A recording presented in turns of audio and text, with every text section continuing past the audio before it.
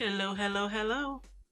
So, after looking at my channel for a little while, you probably are realizing that I'm a clay artist and I basically like to cover things with clay.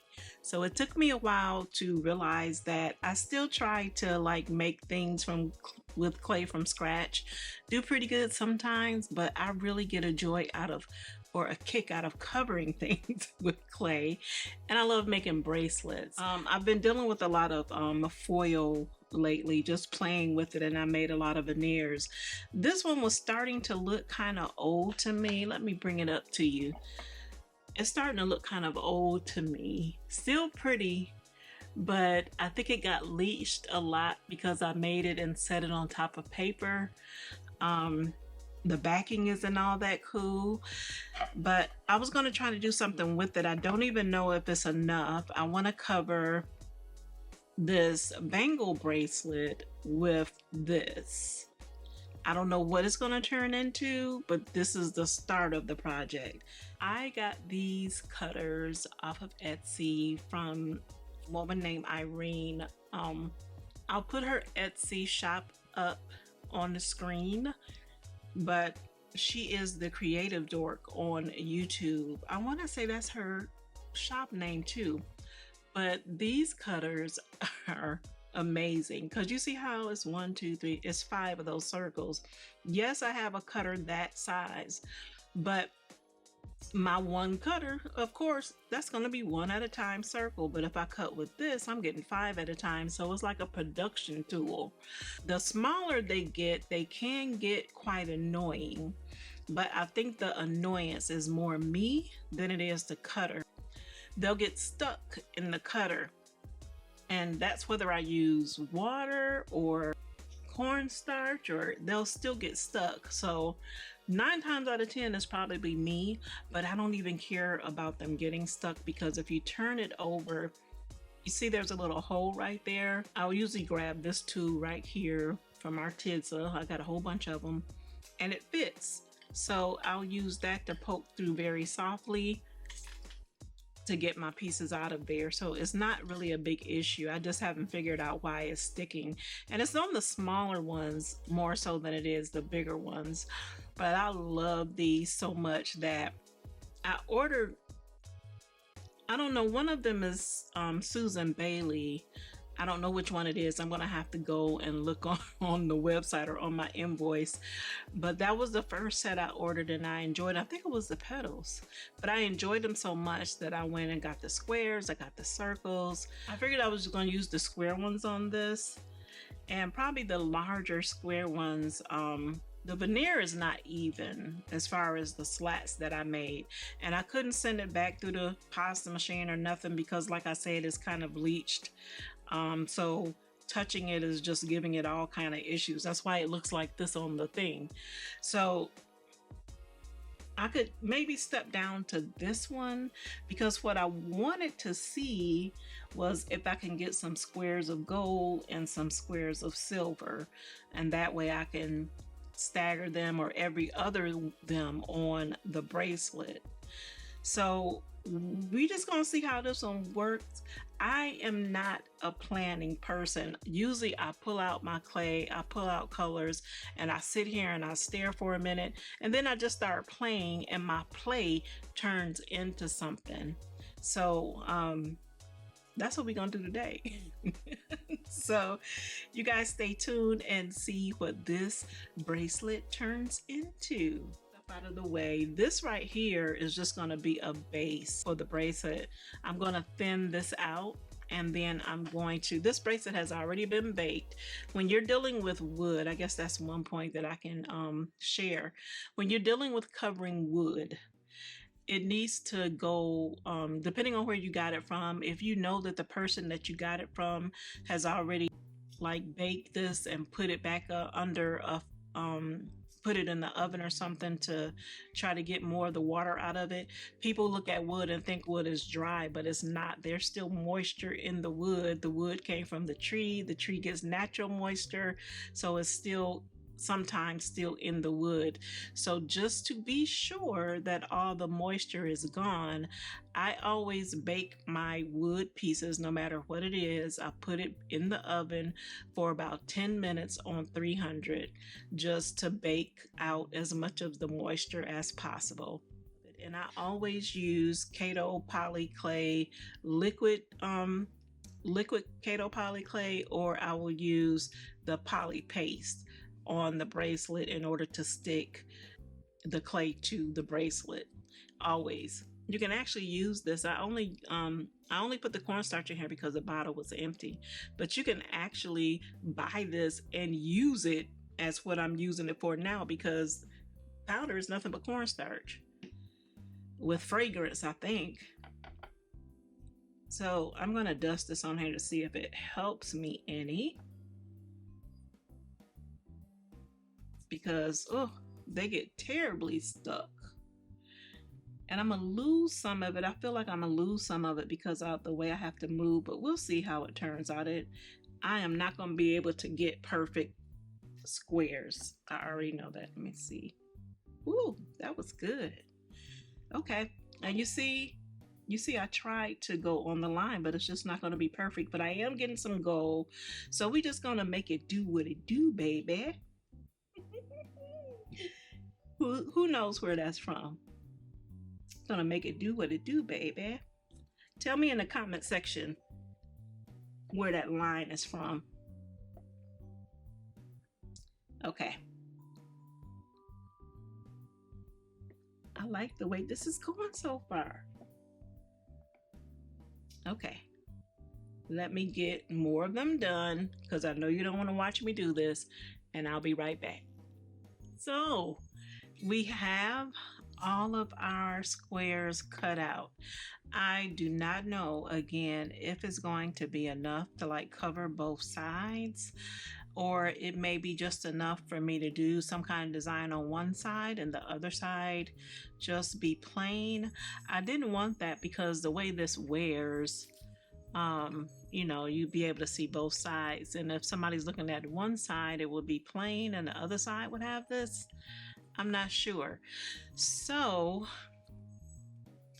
I have to pick through this because I just want my squares to be down here, and this is one of those things that's going to take a while, and I'm not going to film it all because the clay was so dry. I'm getting that right there, so I'm going to have to be kind of careful with this. So that means old Rosa cannot talk and do this because I need to concentrate. And on top of that, I am so 100% sure that you do not want to watch me do this either, because this is not an ASMR channel. So what I'm going to do to try to get us along in the video, to try to keep the time down, I'm going to get this all separated like this and get out my true squares that I have left. I'm also going to take this, which is going to be the base of our bracelet, and I'm going to, I don't know, it's on a 0 right now. When I do this, I usually do it really, really thin. So I think I'm going to take this down to a 3 or 4, more than likely a 4, in order to have a base to put on here. And then I'm going to bake this. But I'll come back at the point where I'm getting ready to put this on after I've gotten my squares done. And then we'll move on from there. I actually rolled this down to a 6. I don't know if you can really see how thin it is. I don't want the bracelet to become bulky, so 6 it is. I don't want to go thinner than that, because when it's really, really thin, it's like a pain to work. I know the label is gone, but it fell off. But this is Kato Poly Clay liquid translucent clay. That's what's in this bottle. And I just take it and I put it all around one side first, get that side stuck down, and then I do this side. And after that, this goes in the oven for a 10-minute bake.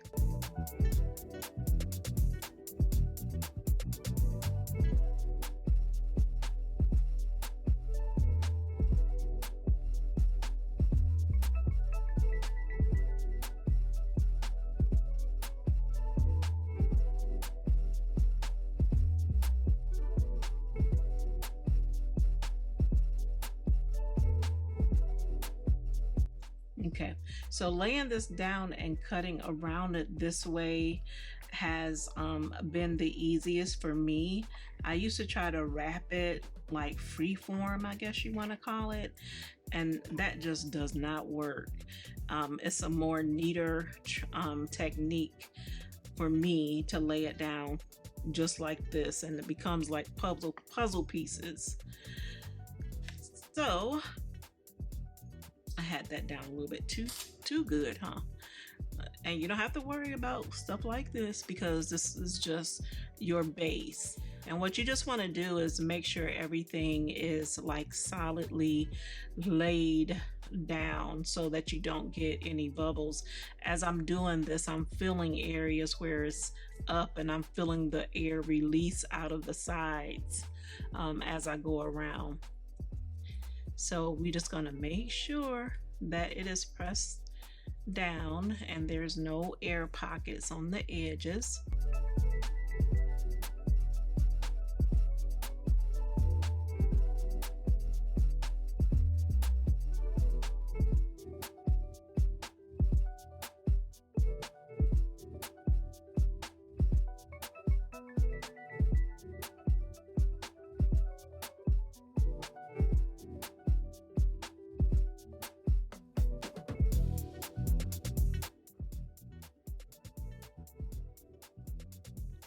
Okay, that was a little bit raggedy than the first one, but like I said, it really does not matter because you can always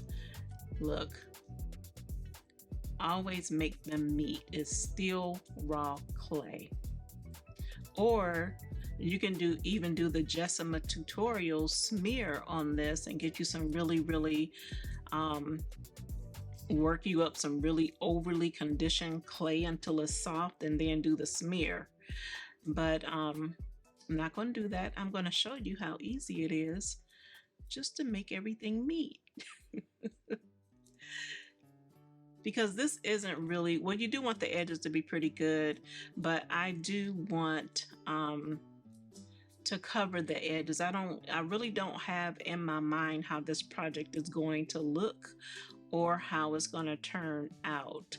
And I guess because I don't know that, I need to make sure I shore up my edges good, so if they are still showing, it won't be any lines or anything to be seen.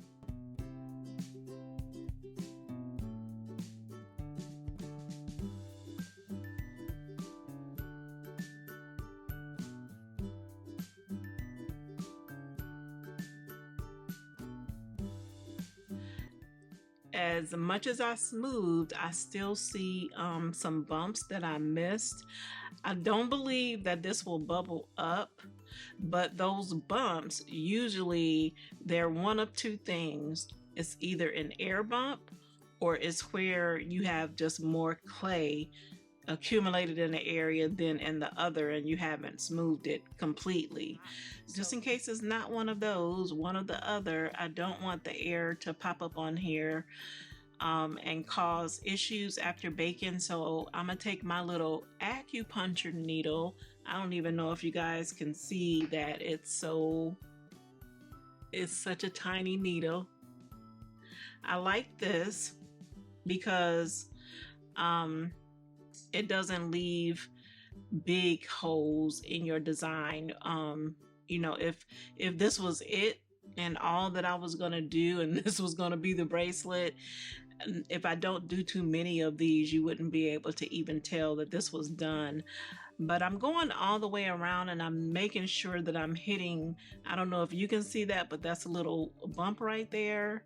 And after I put the hole in it, it really didn't go down much. So those are what I am trying to get as I go around. And I'm going to do this on both sides, and I'm going to put this in the oven for 10 minutes on 275, and I'll be back after. So this is now out of the oven and it needs to be sanded. We did get a bubble right here, if you can see it, and that's probably, I can even see the wood from, oh, that's not the wood. I don't know what that is. I think that's some glitter. I thought I was seeing down to the bottom and maybe I didn't close it good, but I still think that's what it is. It just didn't get closed well right there, but that's the only one we got. And I have straightened these out. So I'm going to sand this and then I will be right back. Okay, here we are. It has been sanded I started at 240 and then I went to 400 and then I just skipped all the way to 3000 because it's going to be covered and it's actually very, very smooth. Scuffed up, of course, because it's been sanded. I am not worried about the scuffs because it's going to get covered and then it's going to get varnished. So there's no use in me talking the rest of this through because I don't know what I'm going to do, how I'm going to put these on. All I know is they're going on this bracelet. I'm going to use my trusty Kato translucent liquid clay to stick my pieces down as I go. I'm going to start sticking them on and we'll see what happens. So I'm still doing that really, really translucent. That's all. I don't want to put too much because I don't want them sliding around.